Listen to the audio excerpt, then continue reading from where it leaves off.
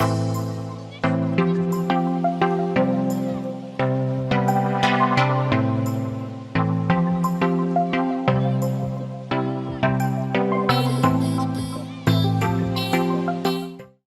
Everyone, welcome to Advait Education. मेरा नाम है अभिषेक मिश्रा और आप पढ़ रहे हैं क्लास 11 फिजिक्स की सीरीज, जिसमें हम अपना क्या कर रहे हैं, पहला चैप्टर शुरू किए हैं और उसमें हमने क्या कर लिया है, 2 पार्ट कंप्लीट कर लिया। अब ये वाला कौन सा पार्ट होगा, हमारा थर्ड पार्ट होगा।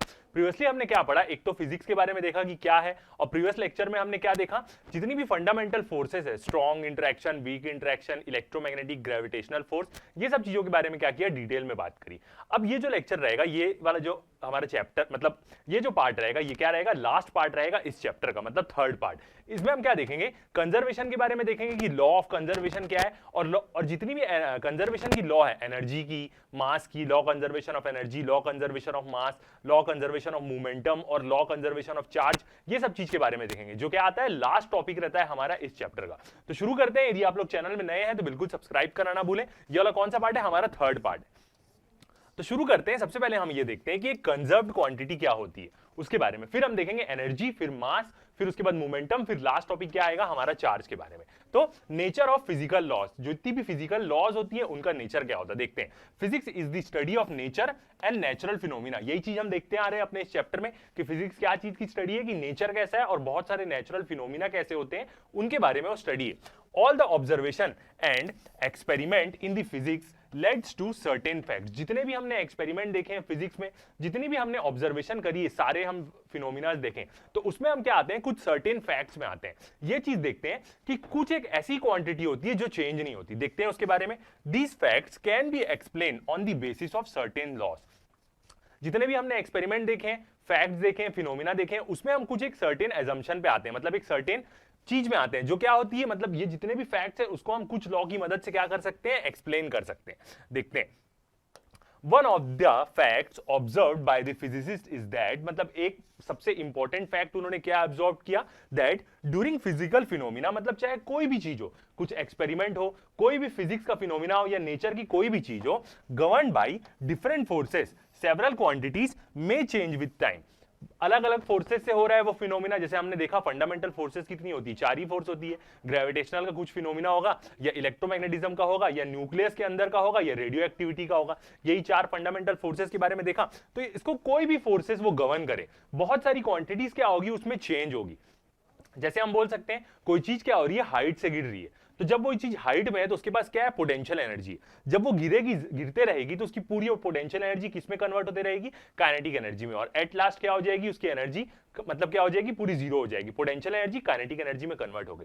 तो ये चीज हमने देखा, सेवरल क्वांटिटीज में चेंज विद टाइम, मतलब उसकी कुछ क्वांटिटी, उसकी पोटेंशियल एनर्जी, उसकी काइनेटिक एनर्जी, कोई एनर्जी क्या हो सकती है, पर्टिकुलर चेंज हो सकती है टाइम से, but some special physical quantities remains constant with time. मगर कुछ उसकी स्पेशल फिजिकल क्वांटिटी होगी, वो हमेशा क्या रहेगी, टाइम के साथ कांस्टेंट रहेगी। जैसे कोई चीज हाइट से गिर रही है तो उसकी potential energy, kinetic energy change हो सकती है, मगर ओवरऑल सम जो उसकी मैकेनिकल एनर्जी का है वो क्या होगा, कभी चेंज नहीं होगा। तो इसी चीज के बारे में हम देखेंगे कंजर्व्ड क्वांटिटीज के बारे में।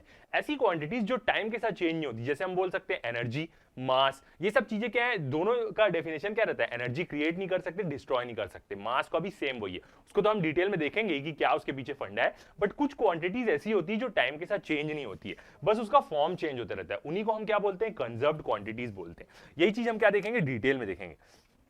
These are called conserved quantity। ऐसी क्वांटिटी, सम फिजिकल क्वांटिटी जो क्या रहती है, कांस्टेंट विद टाइम रहती है, मतलब टाइम के साथ वो चेंज नहीं होती। टाइम 1 सेकंड है, 2 सेकंड है, 3 सेकंड है, 4 सेकंड है, टाइम आगे बढ़ते जा रहा है, मगर वो क्वांटिटीज चेंज नहीं हो रही। जैसे एनर्जी और मास, एक एग्जांपल के फॉर्म में बता रहा हूं, तो they are called conserved quantity. ऐसी क्वांटिटी जो टाइम के साथ चेंज नहीं हो रही, उसको हम क्या बोलेंगे, कंजर्व्ड क्वांटिटी बोलेंगे, of nature, and this is called law of conservation. और इसी को हम क्या बोलते हैं, लॉ ऑफ कंजर्वेशन बोलते हैं। मतलब वो ऐसी क्वांटिटीज के ऊपर रहेगा जो समय के साथ चेंज नहीं रहेगी, हमेशा उसकी वैल्यू क्या रहेगी, सेम रहेगी।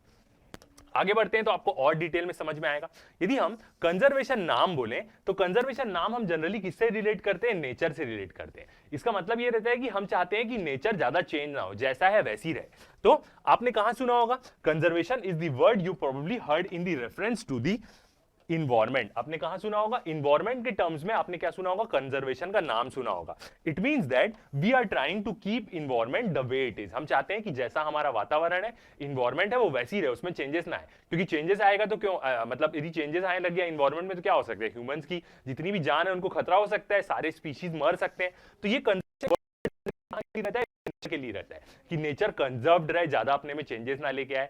और जितनी भी फिजिकल क्वांटिटीज होती है या हम बोले फिजिक्स होता है, वो नेचर की तो एक प्रकार से स्टडी है सारे नेचुरल फिनोमिना की। आगे बढ़ते हैं तो फर्स्ट हम जानते हैं कि कंजर्व्ड क्वांटिटी क्या होती है। एक कंजर्व्ड क्वांटिटी क्या होगी? A number that stage same over the time. मतलब ये एक ऐसा नंबर होगा जो क्या रहेगा? समय के साथ चेंज नहीं होगा। एग्जाम्पल बोल सकते हैं एनर्जी जो टाइम के साथ चेंज ना हो, भले वो अलग अलग फॉर्म में कन्वर्ट हो जाए, फ्रिक्शन या एयर रेजिस्टेंस के फॉर्म में वेस्ट हो जाए, बट ओवरऑल हम सारी चीजों का सम करेंगे तो वो वैसी रहेगी जितनी उसके पास इनिशियल एनर्जी थी। तो एक कंजर्व्ड क्वांटिटी क्या होती है? एक ऐसी क्वांटिटी, मतलब कोई नंबर ही होगा जो टाइम के साथ चेंज नहीं होता, टाइम के साथ उसकी वैल्यू हर सेकेंड्स में, हर एक मिनट में उसकी वैल्यू क्या रहे? सेम रहे। तो ये होता है कंजर्व्ड क्वांटिटी के बारे में। अब देखते हैं लॉज ऑफ कंजर्वेशन क्या होती है। जितनी भी लॉज के बारे में हम देखेंगे, एनर्जी, मास, चार्ज, मोमेंटम, जितनी भी लॉज ऑफ कंजर्वेशन है, कुछ उसमें क्या है? यूनिवर्सल है और कुछ क्या है? नहीं है। इसके बारे में हम देखेंगे। Conservation law is a hypothesis. Conservation law क्या है? एक प्रकार की हाइपोथेसिस है। हाइपोथेसिस का मतलब हम क्या बोलते हैं? कुछ मानी हुई चीज है मगर ये हर बार वेरीफाइड होती है, ऐसा।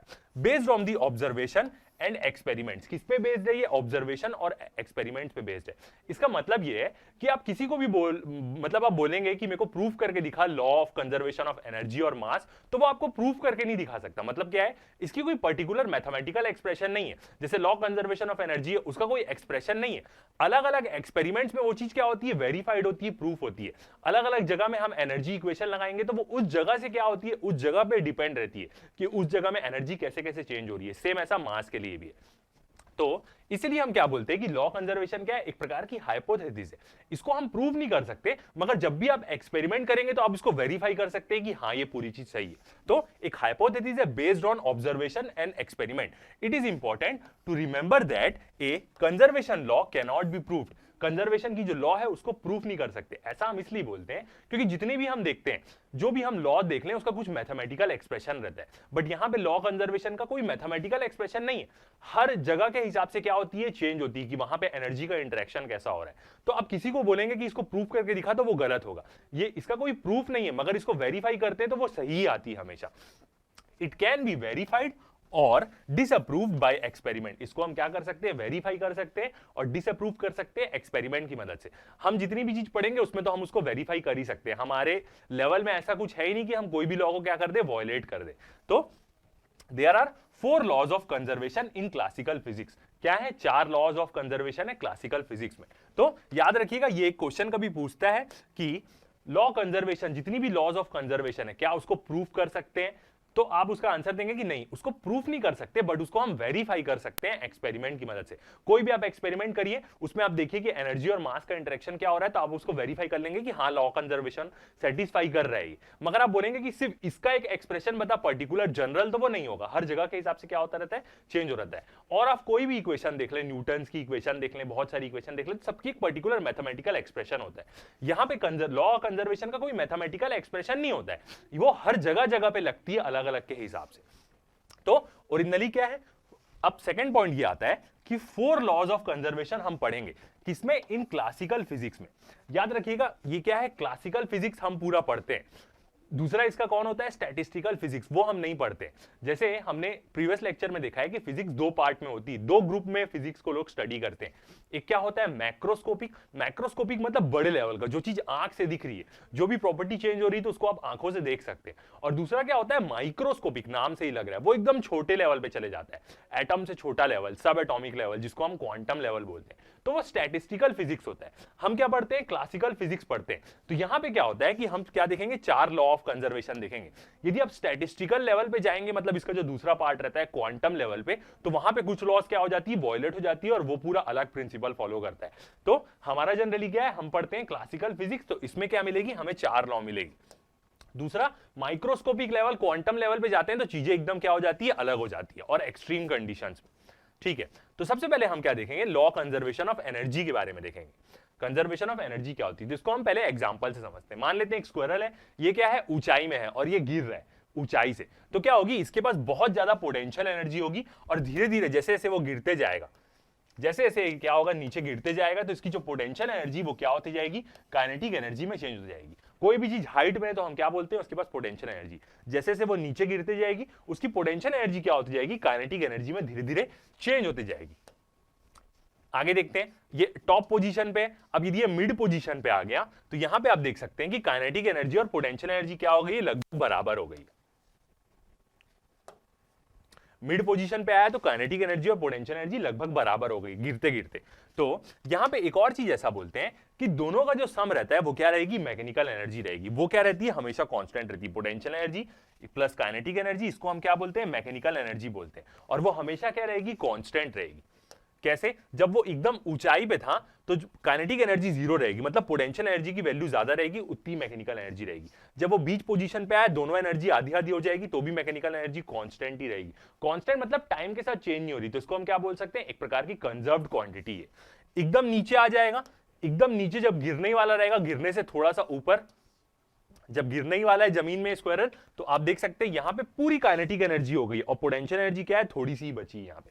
तो टोटल मैकेनिकल एनर्जी इसकी क्या रहेगी, हमेशा कांस्टेंट रहेगी। जितनी इसके पास एनर्जी थी वो कांस्टेंट ही रहेगी हमेशा टाइम के साथ। तो इसी को हम क्या बोलते हैं, लॉ कंजर्वेशन ऑफ एनर्जी बोलते हैं। अब स्टेटमेंट तो हम उसकी देखेंगे ही देखेंगे, पहले हम एनर्जी के बारे में देख लेते हैं। तो एनर्जी क्या होती है, बहुत सारे प्रकार की होती है। अब और हमने प्रीवियस लेक्चर में देखा, ये आइंस्टाइन की मतलब इक्वेशन एनर्जी मास इक्विवेलेंट E = mc², उससे हमें क्या मिलता है, कुछ अलग ही इनसाइट मिलता है, उसके बारे में देखेंगे। तो एनर्जी पहले हम दो पार्ट में डिवाइड कर सकते हैं, एक लाइट और दूसरी क्या, मैटर के फॉर्म में। कैसे, यहां पे हम इसको दो पार्ट में क्यों डिवाइड कर पा रहे हैं, याद रखिएगा जो लाइट होती है, लाइट का कोई मास नहीं होता है, फिर भी उसके पास एनर्जी और मोमेंटम रहता है। ये चीज हम जानते हैं, फोटॉन्स के पास एनर्जी होती है, लाइट का पार्टिकल क्या होता है, फोटॉन्स होता है। तो लाइट के पास कोई मास नहीं रहता है, इसका मास क्या रहता है, जीरो रहता है, मगर फिर भी लाइट के पास एनर्जी रहती है और मोमेंटम भी रहता है। किसी किसी को डाउट होगा, जितने लोगों को थोड़ा बहुत पता होगा वो ये चीज बोल सकते हैं कि जो मोमेंटम का फॉर्मूला होता है वो m = क्या होता है, m × p बोल सकते हैं हम, या m × v क्या होता है, मोमेंटम होता है। p मोमेंटम = क्या होगा, m × v होता है। तो यहां से हम बोल सकते हैं, यहां पे जो लिखा हुआ है E = pc, ये आइंस्टाइन की इक्वेशन है, बस ये क्या है, मोमेंटम के फॉर्म में। यहां पे p क्या है, मोमेंटम। तो लाइट की जो रहती है उसके पास मास जीरो रहता है, मगर कोई बोलेगा कि जब लाइट के पास मोमेंटम है तो उसके पास मास भी होना चाहिए, तो ये चीज लाइट के लिए क्या होती है, लागू नहीं होती, याद रखिएगा। वो नॉर्मल मैटर के लिए लागू होगी, यहां पे नहीं होगी। तो यहां पे यदि लाइट का हमें मोमेंटम निकालना है तो उसकी इक्वेशन E/c होगी, याद रखिएगा। तो लाइट एक ऐसी चीज है जिसका मास जीरो होता है, इसलिए वो स्पीड की लाइट से ही चलती है हमेशा, कभी भी। मतलब लाइट कहीं से भी निकलना चालू हुई तो वो एक्सेलरेट नहीं करेगी, वो हमेशा स्पीड की लाइट से ही पैदा हुई है और चलते रहेगी। तो लाइट इसलिए हम बोलते हैं एक अलग प्रकार की एनर्जी है, जिसके पास क्या है, मास नहीं है, मगर इसके पास मोमेंटम है और एनर्जी है। और आइंस्टाइन की इक्वेशन यहाँ पे E = pc हो जाती है, याद रखिएगा। और यहां पे मोमेंटम की इक्वेशन क्या होगी, E/c होगी। mv वाला मैटर के लिए रहता है, वो इसके लिए नहीं रहेगा, ठीक है। दूसरा क्या रहता है, मैटर के फॉर्म में एनर्जी रहती है, E = mc² वाला। अब ये मैटर की भी एनर्जी क्या रहती है, दो प्रकार की रहती है, एक मैक्रोस्कोपिक मतलब बड़े लेवल की जो हमको दिखेगी एक प्रकार से, और माइक्रोस्कोपिक। ये माइक्रोस्कोपिक क्या होती है, एक एक उसके कण की एनर्जी की हम बात कर रहे हैं, उसके एक पार्टिकल्स की। माइक्रोस्कोपिक एनर्जी भी कौन सी होती है, ग्रेविटेशनल एनर्जी की बोल सकते हैं। इलास्टिक एनर्जी मतलब यदि उसको हम दबाएंगे तो वापस रिस्टोर हो जाएगा, उसकी इलास्टिक एनर्जी। एटम्स के बीच की फोर्स, ट्रांसलेशन एनर्जी, कोई सीधा चल रहा है तो, रोटेशनल एनर्जी जब वो घूम रहा है तो, और वाइब्रेशनल एनर्जी, उसके मॉलिक्यूल्स जो वाइब्रेट करते हैं। मैक्रोस्कोपिक मतलब उसके एक एक पार्टिकल की एनर्जी की बात करें तो उसकी थर्मल एनर्जी भी हो सकती है, एक प्रकार का वाइब्रेशन ही होता है। केमिकल एनर्जी, न्यूक्लियर एनर्जी भी हो सकती है, कोई भी पार्टिकल के न्यूक्लियस में बहुत सारी एनर्जी रहती है। और रेस्ट एनर्जी, जब ये रेस्ट मास आता है ना, तब ये आइंस्टाइन की इक्वेशन लगेगी E = mc² वाली, याद रखिएगा। कोई चीज चलने लग गई थोड़ा बहुत तो उसमें इक्वेशन नहीं लगती, और कोई चीज एकदम स्पीड से चलने लग गई, लाइट की स्पीड, और उसका मास जीरो हो गया, तो फिर ये इक्वेशन लग जाती। तो एनर्जी क्या रहती है, बहुत सारे प्रकार की रहती है, लाइट और मैटर के फॉर्म में। आगे देखते हैं, अब एक और केस यहां पे देख सकते हैं, यहां पे क्या हो गया, बर्न हो गया। ये वाला कौन सा केस है, एक प्रकार के एयर रेजिस्टेंस का केस है। ये भी चीज क्या रहती है, आपके बुक में रहती है। यदि वो स्क्वायरल जैसे जो गिर रहा था, अब यदि हम उसको देखें तो उसकी कुछ जो एनर्जी है गिरते टाइम, क्या होगा, हवा है हर जगह, तो वो हवा को चीरते हुए नीचे गिरेगा, तो एयर रेजिस्टेंस लगेगा उसको। एयर रेजिस्टेंस के कारण क्या होगा, यहां पे दो प्रकार से एनर्जी का लॉस हो सकता है, एक तो हीट के फॉर्म में और साउंड के फॉर्म में भी लॉस होता है। वो साउंड एट लास्ट हीट ही बन जाता है। तो ऐसा बोल सकते हैं कि उसकी मैकेनिकल एनर्जी कांस्टेंट नहीं रहेगी, क्योंकि कुछ एनर्जी लॉस हो जाएगी, जितनी ऊपर एनर्जी थी उतनी नीचे नहीं रहेगी, कुछ एनर्जी लॉस हो जाएगी हीट के फॉर्म में, साउंड के फॉर्म में। बट वो सारी लॉस एनर्जी को भी हम जोड़ेंगे तो भी क्या रहेगी, एनर्जी क्या रहेगी, कंजर्व्ड रहेगी, याद रखिएगा। तो एयर रेजिस्टेंस भी आता है, तो ओवरऑल कुछ एनर्जी इसकी लॉस हो जाएगी, मगर फिर भी उस लॉस को भी हम जोड़ेंगे तो भी वो कंजर्व्ड रहेगी। अब ये सिर्फ गिरने के लिए ही लागू नहीं होता है, ये हर प्रकार के लिए लागू होता है। एक प्रोजेक्टाइल मोशन देख लें कि उसको आप फेंके तो उसकी पोटेंशियल एनर्जी सबसे ज्यादा, फिर काइनेटिक एनर्जी कम होने लग जाएगी, या इस पोजीशन पे उसकी पोटेंशियल काइनेटिक एनर्जी बता रहा है। तो ये एनर्जी की चीज क्या होती है, हर एक चीज में लागू होती है। प्रोजेक्टाइल मोशन में भी लागू होगी, एक बॉल जब ऊपर से गिर रही है तो भी लागू होगी। अब इसमें एक और एनर्जी आ जाती है, काइनेटिक एनर्जी रोटेशनल। क्यों? क्योंकि जब ये अपने एंड में आएगा तो रुकेगा नहीं, थोड़ा सा रोल भी करेगा और थोड़े दूर तक, तो वही क्या रहती है, kinetic energy. Rotational kinetic energy भी आती है क्योंकि घूमते हुए जा रहा है, यहां पे जैसे ही आएगा तो रुकेगा नहीं और थोड़ा सा घूम के आगे जाएगा, तब ये एनर्जी खर्चा होगी। तो ये भी एनर्जी रहती है, हर चीज के लिए लागू होती है। सिंपल पेंडुलम की बात करें तो सिंपल पेंडुलम भी जब ऐसे ऐसे मूव करता है, अपनी मीन पोजीशन पे रहता है, तो उसके पास क्या रहती है, मैक्सिमम काइनेटिक एनर्जी रहती है। और जब अपनी एक्सट्रीम पोजीशन पे जाता है तो यहां पे क्या रहती है, पोटेंशियल एनर्जी उसकी मैक्स रहती है। तो सेम हर जगह यही रहता है, यहां पे क्या रहेगी, काइनेटिक एनर्जी उसकी मैक्सिमम रहेगी। तो ये कंडीशन हर जगह लागू होती है। ये एक ऐसी पोजीशन पे जहां पे पोटेंशियल एनर्जी और काइनेटिक एनर्जी क्या है, बराबर है। तो ये हर केस में लागू होता है, ये एनर्जी वाला चीज, सिंगल पेंडुलम के केस में भी, और यदि डबल पेंडुलम रहा तो भी उसके केस में क्या होगी, ये एनर्जी की इक्वेशन क्या होगी, लागू होगी। और इवन न्यूक्लियर बॉम्ब का हम केस देखें, न्यूक्लियर जितना भी एक्सप्लोजन होता है उसमें भी ये क्या होती है, एनर्जी की लॉ सेटिस्फाई रहती है। अब देखते हैं कि मेन लॉ है क्या। सिंपल शब्दों में देखें, मतलब जो चीज हमारे लेवल की है 11th लेवल में, मैं आपको इस लेवल से भी बताऊंगा 11th लेवल से, और ओरिजिनलिटी भी बताऊंगा कि ओरिजिनल चीज में क्या होता है। तो कंजर्वेशन ऑफ एनर्जी देखें, या इसको हम बोले law of conservation of energy, जैसा हमारे बुक में लिखे रहता है। तो क्या बोलती है, energy can neither be created nor destroy. Energy को हम क्रिएट नहीं कर सकते और डिस्ट्रॉय नहीं कर सकते। It can only be transformed और ट्रांसफर, उसका हम बस उसको ट्रांसफॉर्म कर सकते हैं, किसी चेंज कर सकते हैं, और या उसको किसी को दे सकते हैं बस। तो एनर्जी क्रिएट नहीं होती और डिस्ट्रॉय नहीं होती, ठीक है। तो ये है सेम जो हम हमेशा जानते हैं, ना ही एनर्जी क्रिएट हो सकती, ना ही डिस्ट्रॉय हो सकती, बस इसको हम ट्रांसफॉर्म कर सकते हैं।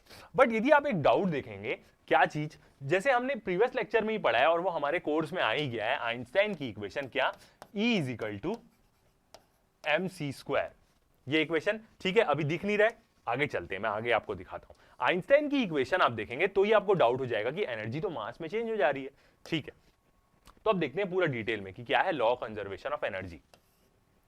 Law conservation of energy statement के फॉर्म में बात करें, हमारे स्कूल लेवल में यदि आपको पूछा कि लॉ कंजर्वेशन ऑफ एनर्जी क्या है, तो आप यही बोलेंगे कि एनर्जी क्रिएट नहीं हो सकती, एनर्जी डिस्ट्रॉय नहीं हो सकती, उसको बस हम ट्रांसफॉर्म्ड और ट्रांसफर ही कर सकते हैं। ये, और ये कौन सा पार्ट है, हमारे क्लासिकल फिजिक्स का पार्ट है जो हम पढ़ते हैं। आगे देखते हैं पूरा डिटेल में।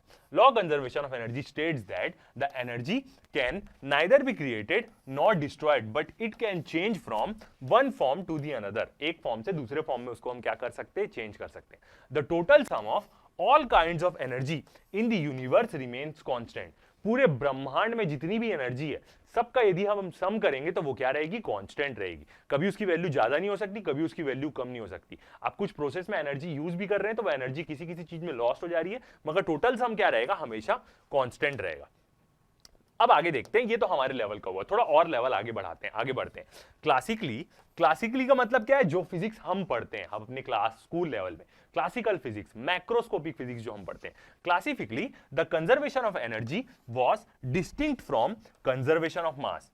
जिस लेवल पे हम पढ़ रहे हैं उस लेवल पे हम दोनों को अलग अलग लॉ पढ़ते हैं। क्या, कंजर्वेशन ऑफ एनर्जी अलग है और कंजर्वेशन ऑफ मास अलग है। कंजर्वेशन ऑफ एनर्जी वही बोलेगा, क्रिएट नहीं हो सकती, डिस्ट्रॉय नहीं हो सकती, उसका फॉर्म बस चेंज होगा। और कंजर्वेशन ऑफ मास भी यही बोलता है कि मास क्रिएट नहीं हो सकता, मास डिस्ट्रॉय नहीं हो सकता, बस वो अपना फॉर्म चेंज करेगा।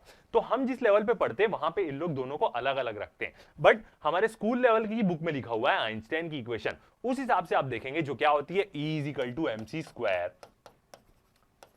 तो यहां से आप बोल सकते हैं कि एनर्जी तो मास में चेंज हो जा रही है और मास एनर्जी बन सकता है, तो कंजर्व्ड कैसे हुआ। तो ओरिजिनली सच बात यह होती है कि सिर्फ एनर्जी, और हमारे स्कूल लेवल में अलग अलग बोल सकते हैं, मगर ओरिजिनली क्या होता है कि मास और एनर्जी दोनों एक साथ कंजर्व्ड रहते हैं। याद रखिएगा, मास एनर्जी बन जाती है और एनर्जी मास बन जाता है, तो मास और एनर्जी दोनों एक साथ कंजर्व्ड है। ओरिजिनली ये है जो साइंटिस्ट लोग का लेवल रहता है। तो distinct from conservation of mass classical physics में, और ऐसा भी नहीं है स्कूल लेवल भी ना बोले, जो भी हम क्लासिकल लेवल पढ़ते हैं, इवन इंजीनियरिंग में भी लोग जाते हैं तो वहां पे भी वो क्लासिकल लेवल ही पढ़ते हैं, स्टैटिस्टिकल लेवल मतलब माइक्रोस्कोपिक लेवल नहीं पढ़ते। तो जो conservation of energy was distinct है, अलग है मास, कंजर्वेशन ऑफ मास से।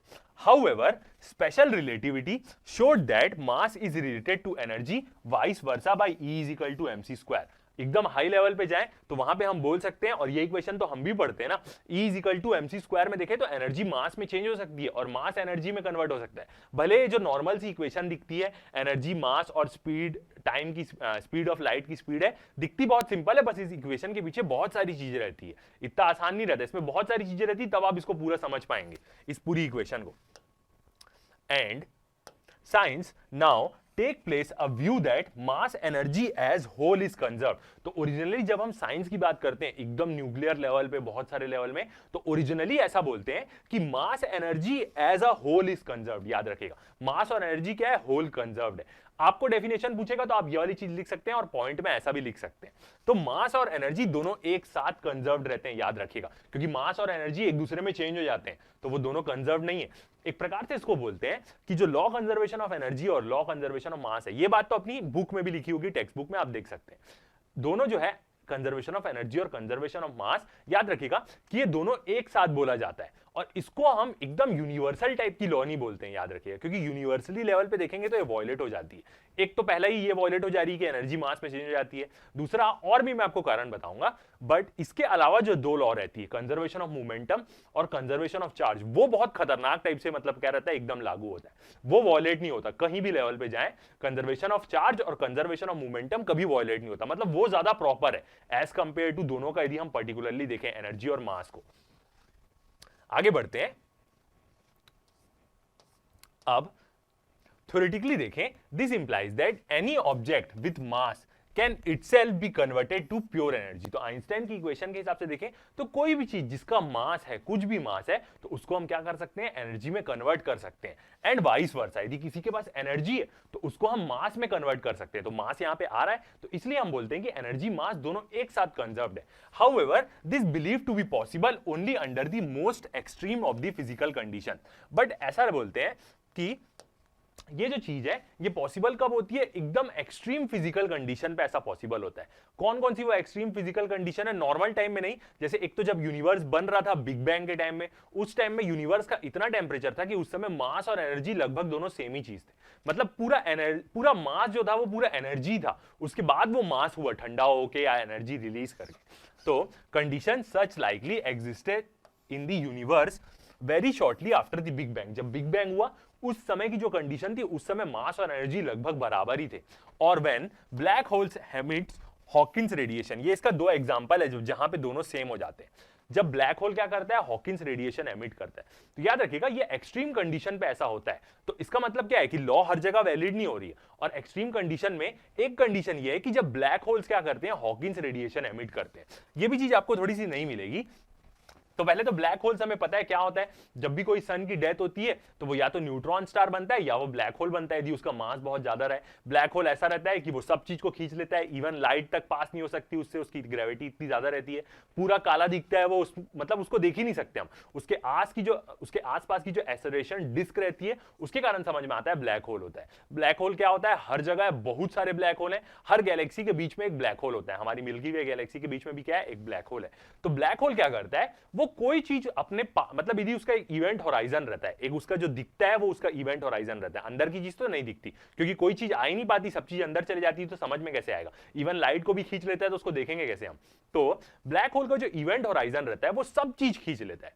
तो अब ये कैसे पता चलेगा कि ब्लैक होल कुछ एमिट कर रहा है, तो हॉकिंस थे, स्टीवन हॉकिंस ने बताया कि ब्लैक होल जब सब चीज खींच ले रहा है तो वो खत्म कैसे होगा। लोगों ने बोला कि जब ब्लैक होल सारी चीजें खींच लेता है तो उसका तो एंड ही नहीं होगा, वो सब चीज खा ले रहा है, मतलब वो कभी खत्म नहीं होगा, हर चीज खाते रहेगा वो। तो हॉकिंस, स्टीवन हॉकिंस ने बताया कि ब्लैक होल भी एनर्जी रेडिएट करता है, हॉकिंस रेडिएशन जिसका नाम पड़ा।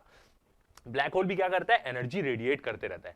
ऐसा इसलिए होता है इसका कारण ये हॉकिंस रेडिएशन क्या है कि जैसे हमने देखा प्रीवियस लेक्चर में फंडामेंटल फोर्सेस के बारे में जब हमने बात करी तो हमने बात किया वीक इंटरेक्शन के बारे में, और हमने ये देखा कि जो वीक इंटरेक्शन होता है वो किसके कारण होता है, रेडियो एक्टिविटी के कारण होता है। इसका मतलब जितने भी रेडियो एक्टिव न्यूक्लियस होते हैं, रेडियो एक्टिव मटेरियल्स होते हैं, वो डीके होते रहते हैं टाइम के साथ। मतलब वो एनर्जी और सब एटॉमिक पार्टिकल्स, क्वांटम पार्टिकल्स क्या देते रहते हैं वो। और हमने देखा वीक फोर्स किसके कारण होती है, बीटा डीके के कारण होती है। और जब बीटा डीके होता है तो वो क्या क्या देता है, beta plus beta minus decay के बारे में हमने देखा। एक डीके में वो क्या देता है, इलेक्ट्रॉन देता है और एक एंटी न्यूट्रिनो देता है, और एक प्लस वाले डीके में वो क्या देता है, पॉजिट्रॉन देता है, मतलब इलेक्ट्रॉन का एंटी पार्टिकल देता है। एंटी पार्टिकल क्या होता है, सेम मास का होता है बट अपोजिट चार्ज का होता है, और पार्टिकल और एंटी पार्टिकल को मिलाएंगे तो दोनों एनाहिलेट कर देते हैं, कुछ नहीं बचता है, बस एनर्जी देते हैं। तो हमने देखा कि एंटी पार्टिकल्स क्या है, मिलता है न्यूक्लियर जब डीके होता है तब। अब जो स्पेस की खाली जगह है, जैसे स्पेस की जो खाली जगह है वैक्यूम है, वो बोलते हैं खाली नहीं होती कभी भी। वहां पे क्या होता है, क्वांटम फ्लक्चुएशंस होते रहती है। इसका मतलब आप क्या बोल सकते हैं कि स्पेस हल्का सा वैक्यूम में एक अलग प्रकार का उबलता है। और स्पेस में क्या होता है कि दो पार्टिकल बनते हैं, दो वर्चुअल पार्टिकल अपने आप बनते हैं स्पेस में, एक पार्टिकल और एक एंटी पार्टिकल, और दोनों मिलकर क्या करते हैं, एक दूसरे को अनाहिलेट कर देते हैं, फिर कुछ नहीं बचता। तो खाली स्पेस भी क्या रहता है, खाली नहीं रहता है। वहां पे दो प्रकार के पार्टिकल बनते हैं, एक मैटर का एक एंटी मैटर का, दोनों एक दूसरे से मिलते हैं, अनाहिलेट कर देते हैं, फिर कुछ नहीं रहता है। तो खाली स्पेस में भी ऐसा होते रहता है। मगर जब यही चीज ब्लैक होल के पास होती है, पार्टिकल और एंटी पार्टिकल एक दूसरे को जब अनाहिलेट करने वाले रहते हैं, तो ब्लैक होल क्या करता है, एंटी पार्टिकल को खींच लेता है। दो पार्टिकल जब स्पेस मतलब ब्लैक होल के पास होते हैं तो ब्लैक होल एक पार्टिकल को खींच लेता है और एक पार्टिकल को बाहर फेंक देता है। एंटी पार्टिकल को वो खींच लेता है अपने अंदर, तो वो उसके अंदर के मास को एनाहिलेट कर देता है, और एक पार्टिकल वो क्या करता है, रिलीज करता है रेडिएशन के फॉर्म में। इसी को हम क्या बोलते हैं, हॉकिंस रेडिएशन बोलते हैं। तो इसी रेडिएशन से क्या होते रहता है, ब्लैक होल अपना मास जो है वो क्या करते रहता है, रिलीज करते रहता है, मतलब वो रेडिएट होते रहता है। एक टाइम बाद ब्लैक होल क्या हो जाएगा, जब उसको कुछ खाने के लिए नहीं बचेगा तो वो क्या हो जाएगा, अपनी पूरी चीज को रेडिएट कर देगा। वैसे इसमें बहुत टाइम लगेगा। तो यही चीज क्या होता है, उस समय आप देख रहे हैं कि ब्लैक होल के इवेंट होराइजन के पास अचानक से एक पार्टिकल बन जा रहे हैं, वो एक पार्टिकल को खींच रहा है और एक एनर्जी रिलीज कर दे रहा है। तो वहां पे भी क्या होता है, ये चीज लागू नहीं होती है। तो एकदम खतरनाक लेवल पे जाएंगे तो एनर्जी और मास एक दूसरे पे क्या रहते हैं, डिपेंडेंट रहते हैं, कुछ भी बन जाता है। अब एक और इंपॉर्टेंट चीज क्या बोलती है, एक और इंफॉर्मेशन क्या मिलती है लॉ कंजर्वेशन ऑफ एनर्जी से, वो ये रहता है कि a consequence of law conservation of energy is that perpetual motion machine of the first kind can not exist. ये चीज आप 11th में ही पढ़ेंगे, थर्मोडायनेमिक्स जब चैप्टर आएगा। तो लॉ कंजर्वेशन ऑफ एनर्जी एक ये इंपॉर्टेंट चीज देती है कि ऐसी डिवाइस नहीं बन सकती जो बिना कुछ इनपुट लिए कंटिन्यूअसली एनर्जी दे रही है। मतलब एक डिवाइस जो फुल एनर्जी दे रही है हमें, मगर वो कुछ इनपुट नहीं ले रही है, मतलब वो कुछ एक रॉ मटेरियल नहीं ले रही है, ऐसी डिवाइस नहीं बन सकती, याद रखिएगा। तो यही लॉ कंजर्वेशन ऑफ एनर्जी बोलती है कि आप ऐसा कोई भी बैटरी नहीं बना सकते जो फुल एनर्जी दे ही जा रही है, मगर वो कुछ इनपुट नहीं ले रही है। इसी को हम क्या बोलते हैं, perpetual motion machine of first kind. मतलब एक ऐसी डिवाइस जो क्या कर दी, मतलब इस लॉ को वॉयलेट कर दी, लॉ कंजर्वेशन ऑफ एनर्जी को। मतलब वो कंटिन्यूअसली एनर्जी प्रोड्यूस कर रही है बिना कुछ लिए, जैसे टोनी स्टार्क का आर्क रिएक्टर आयरन मैन का। तो वैसी डिवाइस क्या है, पॉसिबल नहीं है। यही चीज कौन बोलता है, लॉ कंजर्वेशन ऑफ एनर्जी हमें बताती है। जैसे टोनी स्टार्क का आप आर्क रिएक्टर देखेंगे, वो कंटिन्यूअसली एनर्जी प्रोड्यूस करता है, वैसी डिवाइस क्या है, पॉसिबल नहीं है। ठीक है। अब एक और चीज हमारे में लिखे रहती है कि वो क्या रहता है कि सिमेट्री इन द यूनिवर्स, ये एक चीज क्या करती है, फॉलो करती है। जितनी भी लॉ कंजर्वेशन रहती है, जितनी भी कंजर्व्ड क्वांटिटी रहती है, तो वो चीज आती है न्यूटन्स थ्योरम से। न्यूटन्स मतलब क्या है, ये इनका सरनेम है इनका। न्यूटन्स थ्योरम से क्या होती है, एक और चीज आती है जो भी हमारे बुक में लिखे रहती है। ये क्या बोलती है, ऑल कंजर्व्ड क्वांटिटीज, मतलब जितनी भी हमारी लॉ कंजर्वेशन है, एनर्जी, मास, मोमेंटम और चार्ज, जितनी भी कंजर्व्ड क्वांटिटी है, energy, mass, momentum, charge etcetera, are the result of some invariance और सिमेट्री इन द यूनिवर्स। मतलब कोई भी कंजर्व्ड क्वांटिटी डिफाइन कैसे होती है कि आप उसको आज एक्सपेरिमेंट करें, आपको रिजल्ट वही मिलेगा, कल एक्सपेरिमेंट करें वही रिजल्ट मिलेगा, 100 साल बाद एक्सपेरिमेंट करें उसी जगह में आपको रिजल्ट वही मिलेगा। तो इसका मतलब क्या है, वहां पे कुछ सिमेट्री है यूनिवर्स में, इसलिए हमें क्या मिल रही है, कंजर्व्ड क्वांटिटी मिल रही है वहां पे। याद रखिएगा, यही रूल पे बेस्ड रहती है वो। If you vary one condition, यदि आप एक भी कंडीशन वेरी कर दें, लाइक वेयर और when an event takes place, मतलब आप एक भी चीज चेंज कर दें, यहां पे उस एक्सपेरिमेंट को कर रहे हैं, किसी दूसरी जगह में उस एक्सपेरिमेंट को करें, and that event plays out exactly the same way, then there must be a conserved quantity. जगह चेंज कर दिया आपने और वो इवेंट एकदम सेम हुआ, जैसे एक जगह में आपने एक्सपेरिमेंट किया था दूसरी जगह में किया तो सेम हुआ, ठीक है, वेदर कंडीशंस को हम अलग बोल रहे हैं, तो जरूर वहां पे क्या होगी, कोई कंजर्व्ड क्वांटिटी होगी, ताकि सारी चीजें क्या हो रही है, सेम हो रही है, मतलब एनर्जी, मास, मोमेंटम या चार्ज का कुछ वहां पे फंडा हो रहा होगा, तभी वो चीजें सेम हो रही है। तो ये कौन बताता है, न्यूटन्स थ्योरम बताता है, याद रखिएगा। तो सेम इसको यदि हम फोटो से देखें तो सेम वही स्क्वायरल का एग्जांपल ले कि यदि ये दिन में गिर रहा है तो भी सेम एनर्जी का चेंजेस वैसी होगा, एनर्जी कंजर्व्ड रहेगी। यदि ये रात में गिरे ऊंचाई से तो भी क्या रहेगा, एनर्जी कंजर्व्ड रहेगी, मैकेनिकल एनर्जी, और भले वो 100 साल बाद गिरे कि जब सब कुछ खत्म हो जाए तो भी क्या रहेगी, एनर्जी कंजर्व्ड रहेगी। कोई दूसरे प्लेनेट में गिरे, मून में गिरे तो वहां की ग्रेविटेशन के हिसाब से होगा, बट चीजें क्या रहेगी, कंजर्व्ड ही रहेगी। और 10 ईयर्स फ्रॉम नाउ, मतलब 100 साल बाद भी वो गिरे तो भी एनर्जी का वही रहेगा। तो इसका मतलब क्या है, यहां पे जरूर एक कंजर्व्ड क्वांटिटी है। तो यही क्या बोलता है, न्यूटन्स थ्योरम बोलता है, और इसी को हम क्या बोलते हैं, इनवेरिएंस इन स्पेस टाइम। ठीक है, अब वही जो बड़े लेवल की बात हुई कि एनर्जी कैसे कंजर्व्ड रहती है, तो हमारे लेवल में तो कंजर्व्ड है क्लासिकल फिजिक्स में, बट मैं आपको ये क्या है, की पॉइंट्स के तौर में कि मैं आपको और एडिशनल इंफॉर्मेशन देता हूं कि जो यदि बड़े यूनिवर्सल लेवल पे हम देखें तो एनर्जी क्या रहती है, कंजर्व नहीं रहती है, धीरे धीरे क्या हो रही है, एनर्जी लूज हो रही है, एक प्रकार से हम बोल सकते हैं। और एक और कंसेप्ट जो आता है डार्क मैटर का, उसके कारण हम बोल सकते हैं कि पूरे यूनिवर्स की एनर्जी कंजर्व नहीं है, जो चीज हम अपने लेवल पे पढ़ते हैं, बट ये हाई लेवल पे देखें तो नहीं होता। देखते हैं, तो the two reasons which shows that conservation of energy is violated। conservation of energy क्या होता है, violated होता है। दो रीजन के कारण मैं आपको बता सकता हूं। फर्स्ट क्या है, एक तो कॉस्मिक माइक्रोवेव बैकग्राउंड, और दूसरा आप बोल सकते हैं कारण क्या है, डार्क एनर्जी। तो कॉस्मिक माइक्रोवेव बैकग्राउंड के बारे में देखते हैं कि क्या होता है और कैसे कंजर्वेशन ऑफ एनर्जी मेन बड़े लेवल पे क्या हो जा रही है, वॉयलेट हो जा रही है। तो कॉस्मिक माइक्रोवेव बैकग्राउंड क्या होता है कि यदि आप माइक्रोवेव से मतलब ऊपर देखेंगे स्पेस में, तो आपको पूरा यूनिवर्स क्या दिखेगा, ऐसा दिखेगा, मतलब पूरे यूनिवर्स में कुछ एनर्जी है। ये कब की एनर्जी है, जब बिग बैंग हुआ था तो उस समय बहुत सारी एनर्जी थी, अब वो फैल रही है धीरे धीरे। तो पूरे यूनिवर्स में क्या है, माइक्रोवेव है। आप माइक्रोवेव टेलीस्कोप से ऊपर देखेंगे तो आपको पूरा यूनिवर्स ऐसा दिखेगा, इसको हम क्या बोलते हैं, माइक्रोवेव बैकग्राउंड। तो क्या है, ये एक प्रकार की क्या है, light that has been around since the universe was young. जब यूनिवर्स बना था तो उस समय पूरी एनर्जी थी, वही फैल फैल के क्या हुआ, ठंडा हो के गैलेक्सी बने, स्टार बना, अर्थ बना। तो ये उस टाइम की माइक्रोवेव है जो अभी तक है। और इससे हमें समझ में आता है कि यूनिवर्स पहले छोटा सा था, एक सिंगुलैरिटी थी, अब एक्सपैंड हुआ, पूरा फटा तो सारी चीजें बनी, और अभी भी धीरे धीरे क्या हो रहा है, स्पेस एक्सपैंड हो रहा है धीरे धीरे करके। तो माइक्रोवेव बैकग्राउंड क्या है, एक प्रकार की लाइट है, जब यूनिवर्स क्या था, हमारा यंग था। अब सेम यदि हम देखें तो यूनिवर्स क्या हो रहा है, उस समय की माइक्रोवेव है, और यूनिवर्स क्या हो रहा है, ऐसे से धीरे धीरे करके एक्सपैंड हो रहा है, बीच की जगह बढ़ते जा रही है, और जितनी ज्यादा जगह है वो उतने स्पीड से बढ़ रही है। इसी को हम क्या बोलते हैं, एक्सपांशन का। तो उस समय क्लस्टर्स बने, स्टार बना, अर्थ बना। तो यही जो माइक्रोवेव था वो क्या है, यहां तक आ गया अभी हमारे टाइम में। ये क्या है, एक टाइम बता रहा है जब ह्यूमंस लोग एकदम पहले वाले हैं। तो यही माइक्रोवेव बैकग्राउंड क्या है, तब से ट्रेवल कर रहा है और वो स्ट्रेच होते जा रहा है धीरे धीरे। तो emitted when the universe was few hundred years old। फिर भी ये बहुत पुराना है क्योंकि 13.8 बिलियन ईयर्स पहले की बात। तो ये एकदम जब यूनिवर्स यंग है तब की टाइम की। And it's been travelling since ever. तब से वो क्या हो रही है, माइक्रोवेव बैकग्राउंड क्या हो रहा है, धीरे धीरे करके स्ट्रेच हो रहा है। ये एक प्रकार का क्या है, टाइम है, टाइम जब आगे बढ़ते जा रहा है। अब जब इनिशियली देखें तो जब स्टार्टिंग में यूनिवर्स बना था तो उस समय क्या था, जैसे आप अभी हम स्पेस में देखेंगे तो पूरा ब्लैक दिखता है हमें, क्योंकि माइक्रोवेव के फॉर्म में, माइक्रोवेव को हम आंख से नहीं देख सकते, विजिबल लाइट ही आंख से देख सकते हैं। जब यूनिवर्स एकदम नया नया बना था तो पूरा स्पेस ऐसा था, वहां पे ब्लैक नहीं था, पूरा विजिबल लाइट था उस समय। Back then, the CMB मतलब microwave background was so energetic that it peaked in visible light। उस समय cosmic microwave background इतना energetic था कि वहां पे लाइट दिखती थी, पूरा यूनिवर्स ऐसा दिखता था, एक प्रकार से बोले हम। The entire observable universe used to look like this। पूरा यूनिवर्स क्या था, ऐसा दिखता था, क्योंकि उस समय cosmic microwave background क्या था, बहुत ज्यादा एनर्जेटिक था। अभी तो फैल फैल के क्या हो गया, यूनिवर्स ऐसा हो गया। अब ऐसा क्यों हुआ कि जो उस समय की जो लाइट थी वो क्या हो गई, फैलने के कारण रेड शिफ्ट हो गई, इसको हम बोलते हैं। जब कोई भी चीज दूर जाती है बहुत अपने से तो उसकी लाइट ना रेड दिखने लग जाती है हमें, उसी को हम रेड शिफ्ट बोलते हैं। इसी से हमें समझ में आया कि गैलेक्सी जो है वो दूर जा रही है, और जितनी दूर की गैलेक्सी है वो तो और तेजी से दूर जा रही है। इतना ज्यादा होता है कि एक टाइम में यूनिवर्स लाइट की स्पीड से ज्यादा एक्सपैंड कर रहा है। तो लाइट से तेज कौन चल सकता है, स्पेस चल सकता है, याद रखिएगा। स्पेस लाइट की स्पीड से भी ज्यादा तेजी से एक्सपैंड हो सकता है। तो but that light is travelling through a long time in the expanding space. वो जो लाइट थी माइक्रोवेव बैकग्राउंड की वो तब से ट्रेवल कर रही है, और स्पेस क्या हो रहा है, एक्सपैंड हो रहा है।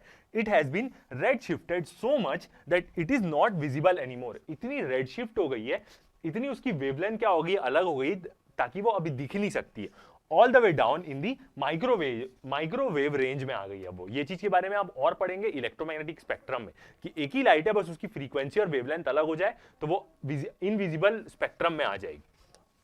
तो सेम यदि हम देखें ईएम स्पेक्ट्रम में, यदि हम इसको देखें तो पहले क्या थी, माइक्रोवेव बैकग्राउंड हमें दिखता था विजिबल लाइट में, अब वो क्या हो गई, रेड शिफ्ट होकर माइक्रोवेव में आ गई कि हम उसको माइक्रोवेव में ही देख सकते हैं आप, जो इस कॉस्मिक माइक्रोवेव बैकग्राउंड को, दैट्स लोअर एनर्जी लाइट। इसका मतलब क्या हुआ कि जो माइक्रोवेव बैकग्राउंड था वो क्या कर दिया, एनर्जी लूज कर दिया। ठीक है, the CMB has lost energy over time, it hasn't gone anywhere else, it's just gone. तो ये बोले तो ये एनर्जी लॉस हो गई। तो आप बोल सकते हैं कि यूनिवर्स में एनर्जी कांस्टेंट नहीं है, ये एनर्जी कहां लॉस हुई नहीं पता।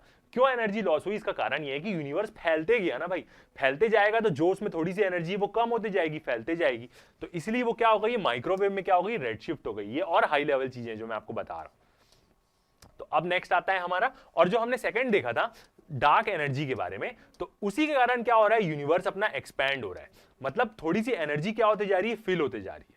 दूसरा हम बोले डार्क एनर्जी के बारे में, तो हम जानते हैं कि यूनिवर्स अपना क्या हो रहा है, एक्सपैंड हो रहा है। तो वो एक्सपैंड क्यों हो रहा है, कोई चीज उसमें मतलब एक डार्क एनर्जी उसमें फिल होते जा रही है हमेशा, तो वही एनर्जी के कारण हम बोल सकते हैं कि लॉ कंजर्वेशन ऑफ एनर्जी क्या है, यूनिवर्सल लेवल पे वॉयलेट हो जाती है। बड़े लेवल पे देखें तो हम नहीं, बट अपने लेवल पे जो हम पढ़ रहे हैं, क्लासिकल फिजिक्स लेवल पे, जो हमारा स्कूल लेवल है, इवन इंजीनियरिंग लेवल तक में भी हम बोल सकते हैं कि लॉ कंजर्वेशन ऑफ एनर्जी क्या होगी, वैलिड होगी। आगे देखते हैं, नेक्स्ट आता है हमारा लॉ कंजर्वेशन ऑफ मास। तो ये चीज के बारे में हमने देख लिया, जितना हम जान सकते थे एनर्जी के बारे में सब चीज जान गए। अब सेम लॉ कंजर्वेशन ऑफ मास देखें तो हमारे क्लासिकल लेवल में, क्लासिकल फिजिक्स बोले, मैक्रोस्कोपिक फिजिक्स लेवल बोले, हमारे स्कूल लेवल में, तो बोल सकते हैं कि मास can neither be created nor be destroy, बस उसका शेप चेंज होता है, मतलब वो चेंज होता है, बस ट्रांसफर होता है। बट सेम जब मास पे ऐसा जैसे एनर्जी में हुआ वैसे मास में भी होगा, मास एनर्जी बन जाता है। तो ओरिजिनली क्या बोलते हैं, मास और एनर्जी दोनों एक साथ कंजर्व्ड है। ये चीज आपके बुक में भी आपको मिल जाएगी लिखी हुई। The law implies that mass can neither be created nor destroy. मास को हम बना नहीं सकते और डिस्ट्रॉय नहीं कर सकते। Although it may be rearranged in space, उसको हम क्या कर सकते हैं, रीअरेंज कर सकते हैं शेप में तोड़ के, जैसा केमिकल रिएक्शन में होता है, एटम्स अपने बॉन्ड तोड़ते हैं और नया बॉन्ड बनाते हैं, और जो एनर्जी रिलीज होती है वो उनकी बॉन्ड एनर्जी रहती है कि पहले कैसा बॉन्ड बनाए थे, बाद में कैसा बॉन्ड बनाए थे। और the entities associated with it may change over time, और उससे जो एंटिटीज एसोसिएटेड है, जो उससे जुड़ी हुई है, वो चेंज हो सकती है टाइम के से।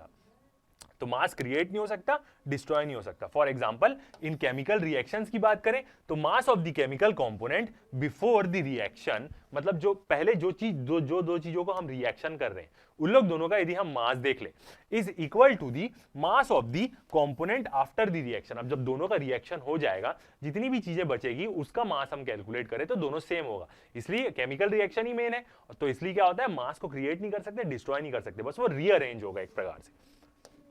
Thus, during any chemical reaction, कोई भी केमिकल रिएक्शन बोल दें, the or and low energy thermodynamic process, या इसको हम क्या बोलते हैं, लो एनर्जी थर्मोडायनेमिक प्रोसेस भी बोलते हैं, in an isolated system। Isolated system का मतलब ये है कि एक ऐसा सिस्टम है जिससे कोई भी चीज बाहर नहीं निकल रही, सारी चीजें अंदर पैक है। यदि कोई मास निकल गया बाहर तो हम फिर कैसे कैलकुलेट करेंगे। आइसोलेटेड सिस्टम का मतलब ये है कि एक ऐसा सिस्टम ले रहे हैं जिसमें से कोई भी लॉस नहीं हो रहा है, कुछ भी चीज लीक नहीं हो रही है।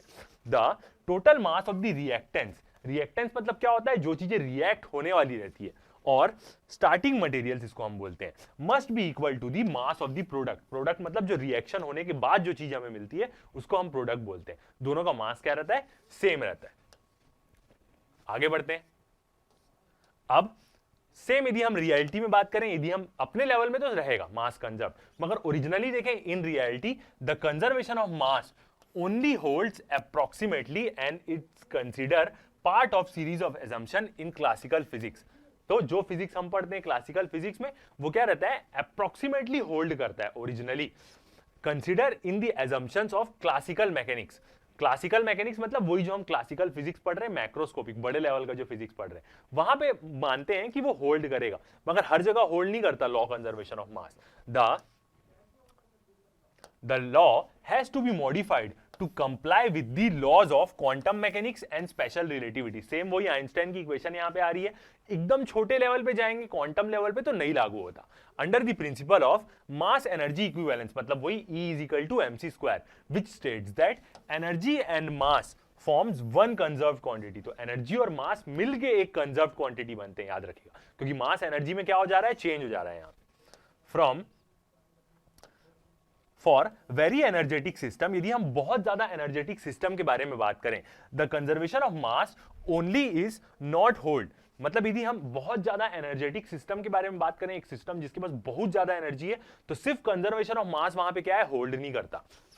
As in the case of nuclear reaction, same यदि हम ऐसा केस देखें, ये एक और एग्जांपल मिलता है हमें क्या, न्यूक्लियर रिएक्शन के केस में, वहां पे क्या होता है, होल्ड नहीं करता। कैसे, हमने देखा ऑलरेडी कि बीटा डीके में हमें क्या मिल रहे हैं, एंटी पार्टिकल्स मिल रहे हैं। हमने प्रीवियसली देखा वीक इंटरेक्शन फोर्सेस में बीटा डीके में कुछ एंटी पार्टिकल्स मिलते हैं। वो एंटी पार्टिकल क्या है, मास ही तो है, जिसका एंटी पार्टिकल होगा उसी का मास होगा, वो बस उसका चार्ज अलग होगा। और हम ये भी जानते हैं कि मैटर और एंटी मैटर मिलकर क्या करते हैं, एनाइलेट कर देते हैं, एनर्जी देते हैं। तो अब यहां पे देख रहे हैं कि दो मास मिलकर क्या हो जा रहे हैं, एनर्जी बन जा रहे हैं। और ये चीज हमने देखी है वीक इंटरेक्शन में। तो इसलिए क्या होता है, अलग न्यूक्लियर रिएक्शन लेवल पे भी क्या होता है, law conservation of mass hold नहीं करता है। बट इसका वहां पे फायदा भी मिला, जैसे बीटा डीके था, तो वुल्फैंग पॉली करके जो थे, उन्होंने यही चीज देखी कि लॉ कंजर्वेशन ऑफ मास यहाँ पे फॉलो नहीं हो रहा है, मतलब कुछ मास नहीं मिल रहा है। तभी उन्होंने क्या किया, एक नया पार्टिकल इजाद किया, न्यूट्रिनो के बारे में। ऐसा एक क्वेश्चन भी अपने पास, तो ये चीज पूछता है। तो न्यूक्लियर रिएक्शन में क्या होगी, ये चीज लागू नहीं होगी। क्यों नहीं लागू होगी, क्योंकि हमने देखा है कि वहां पे एक एंटी पार्टिकल बन रहा है, और एंटी पार्टिकल किसी मेन पार्टिकल के साथ मिलेगा तो दोनों एनाहिलेट कर देंगे और सिर्फ एनर्जी देंगे। तो याद रखिएगा, एंटी पार्टिकल क्या होता है, जैसे एक इलेक्ट्रॉन है, इलेक्ट्रॉन का एक एंटी पार्टिकल होता है जिसको हम बोलते हैं पॉजिट्रॉन। वो सेम इलेक्ट्रॉन जैसा ही रहेगा, मगर वो इलेक्ट्रॉन का चार्ज पॉजिटिव रहेगा, याद रखिएगा। और दोनों जब मिलते हैं तो एनाहिलेट कर देते हैं। And particle anti particle annihilation, देखिए वो चीज आ भी गई। न्यूक्लियर रिएक्शन में जब एक एंटी पार्टिकल मिलता है, हमें क्या देखा था कि क्या मिल रहा था, हमें एंटी न्यूट्रिनो मिल रहा था वहां पे इन पार्टिकल फिजिक्स। बट ये क्या होता है कि ये एकदम क्वांटम लेवल का है, हमें इस लेवल की पढ़ाई नहीं करनी है।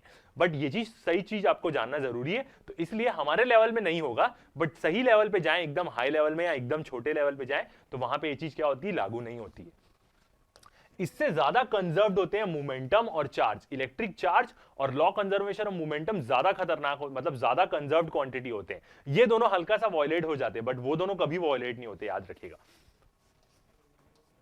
आगे बढ़ते हैं, एक केमिकल रिएक्शन के एग्जांपल से देखें, तो यहां पे आप देख सकते हैं कि CH4 एक प्रकार का मीथेन है, और उसको हम क्या कर रहे हैं, दो ऑक्सीजन के एटम मॉलिक्यूल्स के साथ क्या कर रहे हैं, रिएक्ट कर रहे हैं। तो यहां पे आप देख सकते हैं, ऐसी न्यूक्लियर रिएक्शन हम बैलेंस कैसे करते हैं, काउंट करते हैं कितने, यहां पे कार्बन कितना है, 1, हाइड्रोजन कितना है, 4, ऑक्सीजन कितना है, 4 है। तो यहां पे भी उतना ही रहेगा।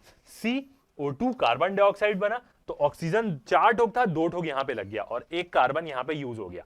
क्या क्या बच रहा है, 2 ऑक्सीजन बच रहा है, और 4 क्या बच रहा है, हमारा हाइड्रोजन बच रहा है। तो यहां पे क्या बन गया, 2 वाटर का मॉलिक्यूल, 2H2 मतलब 4 हाइड्रोजन, और सामने 2 है, पीछे हुआ है तो 2 ऑक्सीजन भी है। तो आप देख सकते हैं कि न्यूक्लियर रिएक्शन में क्या रहता है, मास क्या रहता है, एक प्रकार से कंजर्व्ड रहता है, नॉर्मल हमारे क्लासिकल फिजिक्स में।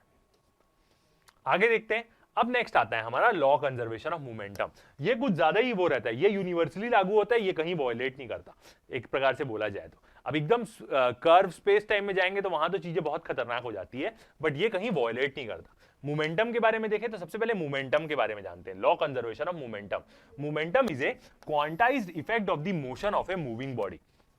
कि थोड़ा खतरनाक टर्म्स में ओरिजिनली देखें तो मोमेंटम क्या होता है, मास और वेलोसिटी का प्रोडक्ट होता है, generally product of mass and velocity of the body.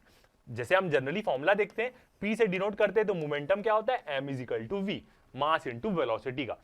एकदम खतरनाक लेवल पे जाएंगे तो ओरिजिनली मोमेंटम क्या होता है, एनर्जी पे डिपेंड करता है, मास और वेलोसिटी दोनों पे वो डिपेंड नहीं करता, बट वो लेवल पे हमें जाना नहीं है। और हमने एक और चीज एक्स्ट्रा जानते हैं हम, कि लाइट के पास मास नहीं होता, बट फिर भी उसके पास मोमेंटम और एनर्जी होती है, ठीक है। तो हमारे लेवल में क्या है, हम जानते हैं कि P is equal to mv, momentum क्या होता है, मास इनटू वेलोसिटी।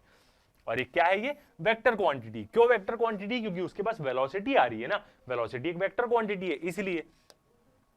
आगे देखते हैं, momentum of A isolated system is always conserved. Isolated system का मतलब क्या होता है, एक आइसोलेटेड जो टर्म है, ये टर्म आती है थर्मोडायनेमिक्स में। और आइसोलेटेड का मतलब ये ऐसा होता है कि एक सिस्टम है, उससे ना ही मास बाहर निकलेगा, ना ही एनर्जी बाहर निकलेगी, मतलब उससे ना ही हीट निकलेगी, ना ही वर्क निकलेगा, गर्मी नहीं निकल सकती, ना ही निकलेगा, ना ही उसके अंदर जाएगा, ना ही उसमें वर्क जा सकता है। मतलब आप उस वर्क का मतलब क्या है, किसी को आप लात मार दीजिए तो आप फोर्स दे दिए, वर्क हो जाएगा। तो आइसोलेटेड सिस्टम क्या रहेगा, रिजिड रहेगा, फिक्स्ड रहेगा, आप उसमें कितना भी लात मार दो उसके अंदर कोई चेंजेस नहीं आएगा, ना ही उससे हीट निकल सकती है, ना ही उससे कोई मास बाहर निकल सकता है। ये होता है आइसोलेटेड सिस्टम का, ये थर्मोडायनेमिक्स में आता है। तो एक ऐसा सिस्टम जिसको बाहर से कोई इंटरेक्शन नहीं हो रहा है, बाहर से कोई दिक्कत नहीं दे रहा है और अंदर की चीज कोई बाहर लीक नहीं होगी, उसमें क्या रहता है, मोमेंटम कंजर्व रहता है। और मोमेंटम वैसे भी कंजर्व रहेगा ही रहेगा। Momentum can be classified into two types, दो टाइप से इसको क्लासिफाई कर सकते हैं, लीनियर मोमेंटम और दूसरा एंगुलर मोमेंटम। और and law of conservation is valid for both of them, और दोनों के लिए क्या रहता है, लॉ कंजर्वेशन क्या रहती है, वैलिड रहती है। देखते हैं law conservation of linear momentum and क्या रहता है, एंगुलर मोमेंटम। लीनियर मोमेंटम का मतलब क्या है, कोई चीज चल रही है, एक प्रकार से ये इनर्शिया टाइप की लॉ रहती है कि कोई चीज मोमेंटम बना के लीनियरली सीधा चल रही है तो वो चलते रहेगी जब तक कोई उसमें छेड़छाड़ ना करे या कहानी ना करे या एक्सटर्नल फोर्स ना लगाए, इसका मतलब ये। और कोई चीज घूम रही है, एंगुलर मोमेंटम का मतलब है, तो वो घूमते ही रहेगी अनलेस एंड अनटिल कोई उसमें एक्सटर्नल फोर्स ना लगाए। इसी के कारण तो पूरे प्लैनेट्स घूमते रहते हैं बिंदास। हर चीज इस वर्ल्ड में जितनी भी चीजें हैं, neutron star even black holes तक क्या करते हैं, रोटेट करते रहते हैं और उनके रोटेशन में कोई दिक्कत नहीं आती, वो हमेशा घूमते रहते हैं। क्यों? क्योंकि एंगुलर मोमेंटम हमेशा कंजर्व्ड रहता है उस केस में। तो are derived from Newton's law of motion and their validity is universal. कहां से डिराइव करते हैं इसके बारे में, सब न्यूटन्स लॉ की मदद से ही आता है पूरा, और इसकी वैलिडिटी क्या है, यूनिवर्सल है। मास एनर्जी से ज्यादा ये लागू होता है एक प्रकार से बोले जाए तो। फर्स्ट हम देखते हैं law conservation of linear momentum. Linear momentum मतलब कोई सीधा चल रही है चीजें उसके लिए, एक प्रकार से ये इनर्शिया लॉ वाला जैसा ही है। This law states that if no external force acts on the system then its linear momentum remains constant। यदि कोई छेड़छाड़ नहीं हो रही है, कोई चीज चल रही है सीधा सीधा, अर्थ में ऐसा नहीं हो सकता क्योंकि अर्थ में क्या है, ग्रेविटेशनल है, फ्रिक्शन रेजिस्टेंस है, एयर रेजिस्टेंस है। स्पेस में ये चीज लागू हो सकती है कि कोई चीज चल रही है, कोई उसमें एक्सटर्नल छेड़छाड़ ना करे तो वो क्या रहेगी, चलते ही रहेगी सीधा। इसलिए तो स्पेस में आप देखे होंगे एस्ट्रोनॉट्स लोग को, मूवीज में आप देखे होंगे कि हल्का सा भी पुश लग जाता है तो वो चलने लग जाते हैं, रुकते नहीं है, क्योंकि वहां पे कोई रेजिस्टेंस नहीं है।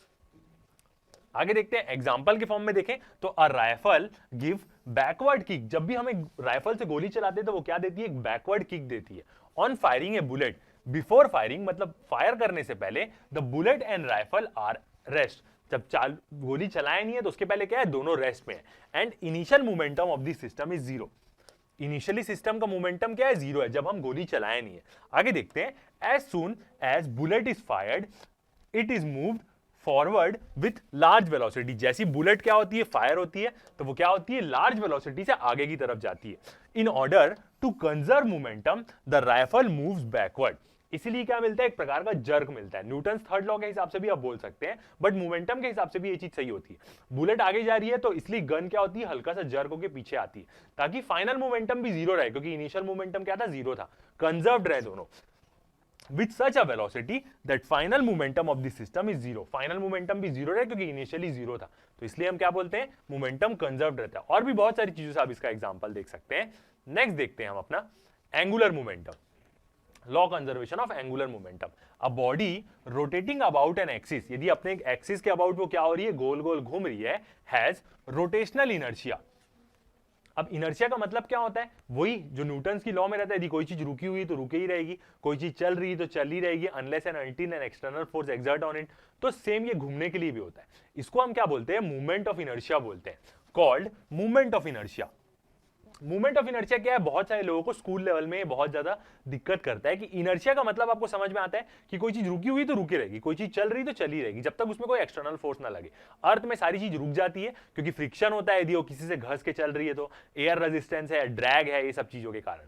और कोई चीज घूम रही है तो जो इनर्शिया हुआ नॉर्मल वाला टर्म वो सीधा चलने वाली चीजों के लिए हुआ। अब यदि कोई चीज घूम रही है तो मूवमेंट ऑफ इनर्शिया क्या बोलती है, उसके घूमने के लिए बोलती है कि या तो वो यदि रुकी हुई है, घूमना चालू नहीं करी है, तो वो नहीं घूमेगी, ये उसकी घूमने की इनर्शिया है। और यदि वो घूमना चालू हो गई अपने एक्सिस में, अपने एक्सिस के अबाउट गोल गोल घूमने लग गई, तो वो रुकेगी नहीं। तो मूवमेंट ऑफ इनर्शिया क्या होता है, ये घूमने वाली चीजों की इनर्शिया होती है, रोटेटिंग चीजों की। Also it associated with momentum called angular momentum. और जब वो घूमने लग गया तो torque I is equal to, torque वाला केस आता है यहाँ पे, एंगुलर एक्सेलरेशन और मोमेंट ऑफ इनर्शिया वाला केस में आता है। तो इसलिए ये चीज तो हम अभी लेटर में डिटेल में पढ़ेंगे आगे चैप्टर में। तो इसलिए क्या होता है, उसका एंगुलर मोमेंटम क्या रहता है, कंजर्व्ड रहता है। और जब घूमने लग गई तो वहां पे हम लीनियर मोमेंटम नहीं बोलते, एंगुलर मोमेंटम बोलते हैं। Law conservation of momentum states that if no external torque, previous वाले केस में फोर्स आ रहा है, मगर जब कोई चीज घूमने लग जाती तो उस केस में हम टॉर्क बोलते हैं। If no external torque exert on the system then angular momentum remains constant. यदि कोई भी एक्सटर्नल टॉर्क नहीं लग रहा है उस सिस्टम में, टॉर्क मतलब ऐसे करके जैसे हम एक्सीलरेटर देते हैं तो एक प्रकार की टॉर्क होती है, फोर्स इनटू परपेंडिकुलर डिस्टेंस, एक घूमने वाली फोर्स को एक प्रकार से टॉर्क बोलते हैं। तो कोई भी टॉर्क नहीं लग रहा है किसी सिस्टम में, एक्सटर्नल फोर्स एक प्रकार की है, तो वो क्या रहेगा, उसका एंगुलर मोमेंटम कंजर्व्ड रहेगा, कांस्टेंट रहेगा हमेशा। एग्जाम्पल देखें, अब इसका एग्जाम्पल एक बढ़िया वाला है। When planet approaches the sun while revolving in its elliptical orbit, the moment of inertia of the planet about the sun decreases. अब क्या होता है कि प्लैनेट्स कैसे घूमते हैं, एलिप्टिकल ऑर्बिट में घूमते हैं, और सन क्या होता है, एक एलिप्टिकल ऑर्बिट का दो फोकल पॉइंट होता है जिसको फोकाई बोलते हैं। सन एक फोकाई में रहता है, तो जरूर प्लैनेट के और सन के बीच में एक ऐसा डिस्टेंस आएगा जब प्लैनेट दूर रहे, और एक ऐसा टाइम आएगा जब प्लैनेट पास में रहे। तो जब प्लैनेट दूर है तो ठीक है, जब प्लैनेट पास आता है सन के, सेम इसी कारण ठंडी गर्मी होती है हम बोलते हैं, बट वो रीजन नहीं है, वो सरफेस एरिया के कारण होता है। तो जब प्लैनेट पास आता है सन के तो उस समय क्या होता है, उसका एंगुलर मोमेंटम कम हो जाता है। क्यों ऐसा होता है, क्योंकि एंगुलर मोमेंटम ना, मतलब एक प्रकार से बोले मूवमेंट ऑफ इनर्शिया उसकी बीच से, सॉरी मैं एंगुलर मोमेंटम बोला, मूवमेंट ऑफ इनर्शिया क्या रहती है, बीच के डिस्टेंस पे डिपेंड करती है कि सन से अर्थ कितना दूर है। एक प्रकार से इसको पैरेलल मूवमेंट ऑफ इनर्शिया, इसी आप पढ़ेंगे आगे चैप्टर में, बीच के डिस्टेंस पे डिपेंड करती है दोनों के बीच में। तो जब वो पास आ जाता है तो वो डिस्टेंस कम हो जाता है, तो इसलिए क्या होती है, मूवमेंट ऑफ इनर्शिया कम हो जाती है, एम के स्क्वायर करके बोलते हैं, रेडियस ऑफ गायरेशन रहता है, वो कम हो जाता है। तो इस कारण क्या होता है कि प्लैनेट स्पीड अप कर लेता है। इसलिए क्या होता है, कोई भी प्लैनेट गिरता नहीं है यदि वो गोल गोल घूम रहा है तो जब अर्थ क्या होगा, सन के पास जब आएगा तो उस समय वो स्पीड हो जाएगा, तभी तो वो दूर तक जाता है, दूर तक फेंकाता है, फिर धीरे हो जाता है, फिर धीरे करके जैसी सन के पास आने वाला रहेगा एक्सेलरेट होके आएगा ऐसे करके। तो मूवमेंट ऑफ इनर्शिया क्या हो जाती है, अबाउट द सन डिक्रीजेस, इसको अबाउट द सन बोलते हैं, एक रेडियस ऑफ गायरेशन टर्म लेते हैं जो सन और अर्थ के बीच का डिस्टेंस रहता है। To conserve angular momentum its angular speed increases. Angular momentum conserve करने के लिए क्या होती है, उसकी एंगुलर स्पीड इंक्रीज हो जाती है। एंगुलर स्पीड क्या होता है, ओमेगा जिसको हम बोलते हैं, जो घूमने वाली उसकी स्पीड होती है, किस स्पीड से वो घूम रहा है गोल गोल, वो क्या हो जाती है, इंक्रीज हो जाती है। तो यही क्या है, एक प्रकार से इसका क्या है, एग्जाम्पल है। आगे देखते हैं, नेक्स्ट आता है हमारा लॉ कंजर्वेशन ऑफ चार्ज। इसके बारे में तो आप 12th में पढ़ेंगे ही पढ़ेंगे, यहां पे हमारे लिए जानना जरूरी है कि चार्ज हमेशा कंजर्व्ड रहता है। चार्ज का मतलब क्या होता है, इलेक्ट्रॉन, सही तरीके से बोला जाए। किसी बॉडी को यदि हमें चार्ज करना है, हर एक जितने भी बॉडी होती है या कोई एटम बोले या कोई ऑब्जेक्ट बोले, सबके पास क्या होता है, एज अ होल न्यूट्रल रहता है वो, सबके पास नंबर ऑफ प्रोटॉन्स और नंबर ऑफ इलेक्ट्रॉन्स बराबर होते हैं। मगर अब क्या होता है, प्रोटॉन तो फिक्स रहता है न्यूक्लियस के अंदर, वो बाहर नहीं निकल सकता, मगर इलेक्ट्रॉन बाहर रोटेट होते रहता है। तो वो क्या होता है, इलेक्ट्रॉन कभी भी चल देगा निकल के या आ जाएगा, किसी को भी आप घस दिए, फ्रिक्शन कर दिया, तो उसी से इलेक्ट्रॉन का ट्रांसफर होता है। सेम यदि हम देखें, जैसे हम देखते थे कि कॉम को यदि आप कंघी को बालों में बहुत घसे और छोटे छोटे पेपर लोग के पास छुआएं तो वो क्या होते हैं, अट्रैक्ट होते हैं, क्योंकि कंघी में क्या आता है, इलेक्ट्रॉन आ जाता है। सेम वैसे ही तो इलेक्ट्रॉन क्या होता है, किसी के पास भी ज्यादा आ जाता है, किसी के पास भी कम हो जाता है, तो उसी से बॉडी क्या हो जाती है, इलेक्ट्रिकली चार्ज हो जाती है। यदि किसी के पास इलेक्ट्रॉन ज्यादा आ गया तो उसको बोलेंगे नेगेटिवली चार्ज हो गई है, किसी का इलेक्ट्रॉन कम हो गया किसी के पास, तो नंबर ऑफ प्रोटॉन ज्यादा हो जाएंगे उस बॉडी में, तो बोलते हैं वो बॉडी पॉजिटिवली चार्ज हो गई है। तो लॉ कंजर्वेशन ऑफ चार्ज का मतलब ये कि इलेक्ट्रॉन कभी भी क्रिएट नहीं हो सकता, डिस्ट्रॉय नहीं हो सकता, वो बस क्या करेगा, इधर उधर मूव करेगा। ये अब डिटेल में देखते हैं। Matter is made up of atoms and atoms are made up of electron and proton and neutrons. ठीक है, एक मैटर बना हुआ है एटम का, एटम बने रहते हैं इलेक्ट्रॉन, प्रोटॉन और न्यूट्रॉन के। An object that has equal number of electrons and protons has no electric charge. हर एक ऑब्जेक्ट के पास जनरली ऐसा ही रहता है, जितने नंबर ऑफ प्रोटॉन्स रहते हैं उतने नंबर ऑफ क्या रहते हैं, न्यूट्रॉन्स, इलेक्ट्रॉन्स रहते हैं। इसलिए तो हम बोलते हैं एटॉमिक नंबर। एटॉमिक नंबर क्या बताता है कि किसके पास, किसके न्यूक्लियस में कितने नंबर ऑफ प्रोटॉन्स है, और उससे हम ये जान सकते हैं कि इसके पास कितने इलेक्ट्रॉन होंगे, क्योंकि दोनों का सम क्या रहता है, सेम रहता है। मतलब दोनों क्या रहते हैं, सेम रहते हैं, जितना एटॉमिक नंबर है उतने इलेक्ट्रॉन भी होंगे उसके पास। But if there is an imbalance in the number, यदि इम्बैलेंस हो गया दोनों के नंबर में, प्रोटॉन और इलेक्ट्रॉन के नंबर्स में, क्योंकि दोनों सेम है, इम्बैलेंस कैसे हो सकता है, किसी को घस दिया आपने, फ्रिक्शन दे दिया, बहुत सारी चीजों से इलेक्ट्रॉन क्या होते हैं, ट्रांसफर हो जाते हैं। The object is electrically charge, इसी केस में हम क्या बोलते हैं, ऑब्जेक्ट क्या हो गया, इलेक्ट्रिकली चार्ज हो गया।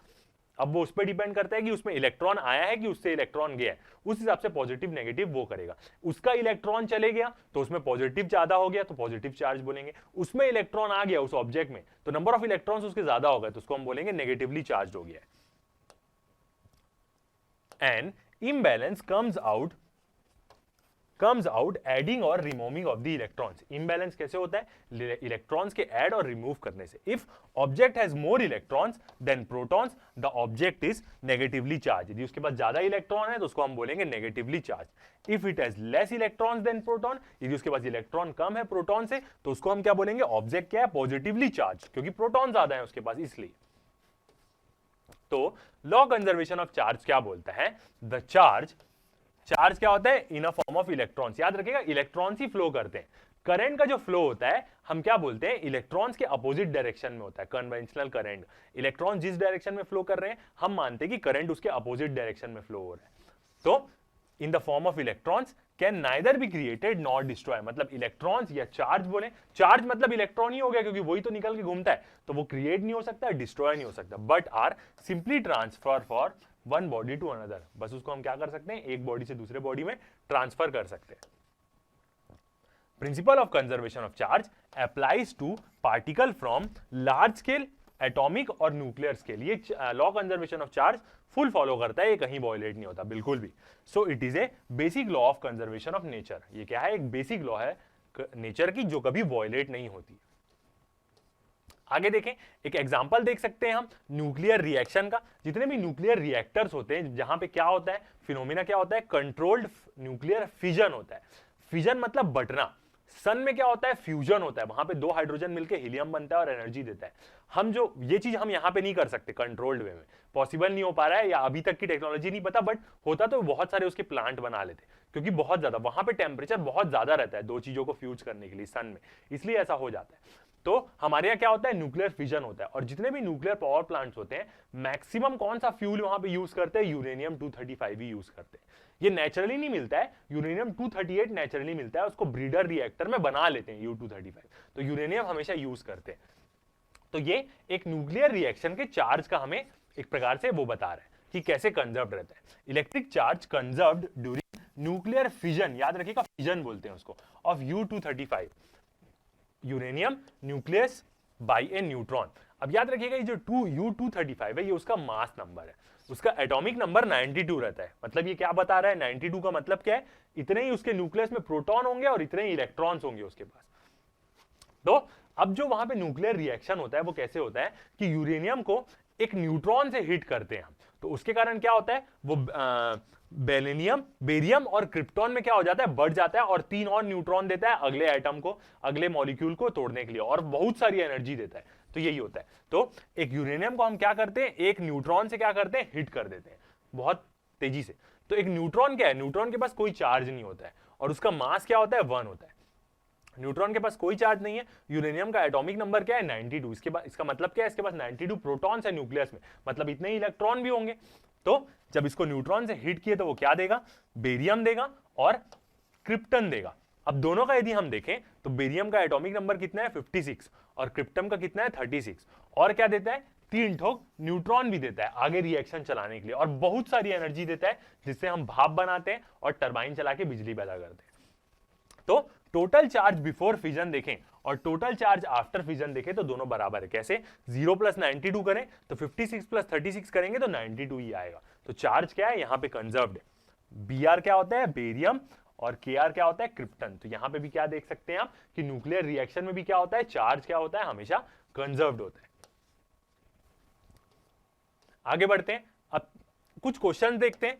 According to law conservation of energy and momentum for beta decay, ये क्या है? हमने रेडियो एक्टिविटी में पढ़ा है। The new particle along with electron was predicted which is, अब ये चीज किसने की थी? वुल्फैंग पॉली ने ये चीज देखा था कि जब एक बीटा डीके हो रहा है, मतलब क्या है? रेडियो एक्टिविटी मतलब क्या है? ये weak interaction, weak nucleus force से, तो वहां पे इलेक्ट्रॉन तो निकल रहा है, साथ में एक पार्टिकल निकल रहा है। जो उन्होंने लॉ कंजर्वेशन से समझा वो एक और पार्टिकल क्या है? तो वो कौन सा पार्टिकल था? तो इलेक्ट्रॉन नहीं, प्रोटॉन नहीं, न्यूट्रॉन भी नहीं, क्योंकि ये तीनों हम जानते हैं।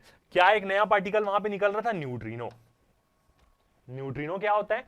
एक सब एटॉमिक लेवल का पार्टिकल होता है, ये मासलेस पार्टिकल नहीं होता, इसका बहुत कम मास होता है और कोई चार्ज नहीं होता न्यूट्रिनो का। ये भी क्या है, एक प्रकार से सब एटॉमिक या क्वांटम पार्टिकल इसको हम बोल सकते हैं न्यूट्रिनो को। नया चीज सुन रहे होंगे, मगर प्रीवियस लेक्चर जो देखा होगा उसको बहुत कुछ पता होगा। ठीक है, आगे एक और क्वेश्चन देखते हैं। Conservation law are such that, अब ये वाला क्वेश्चन आया जो मेन ऐसा पूछता है, it can be proved but can not be verified. First वाला कि उसको प्रूव कर सकते हैं मगर वेरीफाई नहीं कर सकते, बिल्कुल गलत। अगला देखते हैं, it can neither be proved nor be verified. फिर तो ऐसा होता तो फिर लॉ कंजर्वेशन लेते ही क्यों, ना ही प्रूव कर सकते हैं ना ही वेरीफाई कर सकते हैं। It can be proved and verify, उसको प्रूव कर सकते हैं और वेरीफाई भी कर सकते हैं, नहीं दोनों चीज नहीं कर सकते। अगला क्या बोल रहा है, it can be proved but not verified, prove कर सकते हैं वो। तो देखते हैं सारा option, it can be proved, can not be proved, first वाला एकदम सही है। नीचे वाला क्या बोल रहा है, it can be proved, prove कर सकते हैं मगर वेरीफाई नहीं कर सकते। तो सही ऑप्शन क्या होगा इसका, कि it can not be proved, उसको प्रूफ नहीं कर सकते बट कैन बी वेरीफाई, ये चीज मैं देखना भूल गया, वेरीफाई कर सकते हैं। तो सही आंसर क्या होगा, ये कि लॉ कंजर्वेशन ऑफ जितनी भी है, कंजर्वेशन लॉ को हम प्रूव नहीं कर सकते क्योंकि उसका कोई मैथमेटिकल इक्वेशन नहीं है, मगर हर एक्सपेरिमेंट में क्या कर सकते हैं, वेरीफाई कर सकते हैं। तो सही आंसर क्या होगा, ए इसका। तो ऐसे ही क्या होगा, ऑप्शन पढ़ के आप क्या हो सकते हैं, कंफ्यूज हो सकते हैं। तो आपको ध्यान से देखना पड़ेगा कि क्या हो रहा है। तो याद रखिएगा, उसको प्रूफ नहीं कर सकते मगर वेरीफाई कर सकते। एक और क्वेश्चन देखते हैं, energy evolved in a chemical reaction comes from, जो भी एनर्जी इवॉल्व होती है केमिकल रिएक्शन में वो आती कहां से, conservation of mass into energy, conservation of bond energy into heat energy, both A and B और नाइदर ए एंड बी। तो याद रखिएगा, मास तो सेम रहता है केमिकल रिएक्शन में, हमारे लेवल में जितना मास था उतना ही मास रहेगा, बस वो क्या करता है, अपने एटम्स चेंज करता है, मतलब बाइंडिंग एनर्जी चेंज करता है। पहले वो अलग प्रकार से बाइंड था, वो अलग प्रकार से बाइंड हो गया, तो वही एनर्जी रिलीज करता है। तो आंसर क्या होगा, conservation of bond energy into heat energy, जो उसका बॉन्ड रहता है वही हीट एनर्जी के फॉर्म में क्या होता है, चेंज होता है यहां पे। तो a chemical reaction is basically a rearrangement of atoms. Chemical reaction में क्या होता है, बस एटम्स अलग प्रकार से रीअरेंज हो जाते हैं among different molecules when there is change in bond energy और बाइंडिंग एनर्जी, इसको हम बाइंडिंग एनर्जी भी बोलते हैं, जो उसके बीच का बाइंडिंग है। The balance energy may be absorbed और रिलीज, जो बैलेंस एनर्जी रहती है वो एब्जॉर्ब भी कर सकता है या रिलीज भी कर सकता है। So energy evolved in a chemical reaction comes from bond energy, जो भी एनर्जी आती है केमिकल रिएक्शन में उसके बॉन्ड्स टूटने के कारण आती है। तो यही था हमारा लास्ट क्वेश्चन। इसी के साथ क्या होता है, यह लेक्चर कंप्लीट होता है। अब इसके बाद क्या होगा, नेक्स्ट चैप्टर हम शुरू करेंगे क्या अपना यूनिट मेजरमेंट्स के साथ। तो यदि आपको कुछ भी डाउट है किसी से भी रिलेटेड, कुछ भी हो फिजिक्स से रिलेटेड, तो आप पूछ सकते हैं कमेंट्स में। अभी तक के लिए इतना ही, थैंक यू।